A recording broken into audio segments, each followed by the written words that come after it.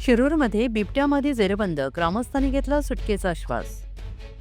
शिरूर तालुक्यातील आलेगाव पागा भोसले वस्ती परिसरात गेल्या काही दिवसांपासून बिबट्याच्या वाढत्या हालचालींमुळे नागरिकांमध्ये भीतीचं वातावरण निर्माण झालं होतं. अखेर वन विभागाच्या सतर्क कारवाईमुळे 4 वर्षांची बिबट्यामध्ये पिंजऱ्यात जेरबंद करण्यात यश आलं आहे. आलेगाव पागा भोसले वस्ती परिसरात बिबट्याचे वारंवार दर्शन होत होते. शेतात शेतकाम करणारे शेतकरी, शाळेत जाणारी मुले आणि ग्रामस्थांमध्ये भीतीचं वातावरण होते. नागरिकांच्या तक्रारीनंतर वन विभागाने तातडीनं पिंजरा लावला आणि लावलेल्या पिंजऱ्यात 4 वर्षांची बिबट्यामध्ये अडकली.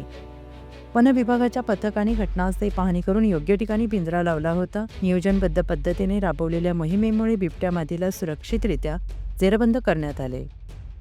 बिबट्या जेरबंद झाल्याची माहिती समजताच ग्रामस्थांनी सुटकेचा श्वास घेतला. परिसरातील भीतीचं वातावरण निवळलेलं असून वन विभागाने नागरिकांना सतर्क राहण्याचे आवाहन केले. पुणे तसेच पिंपरी चिंचवड परिसरातील महत्त्वाच्या बातम्या पाहण्यासाठी आजच आमच्या डिजिटल PCMC न्यूज चॅनलला सबस्क्राईब करा आणि बेल आयकॉन प्रेस करा.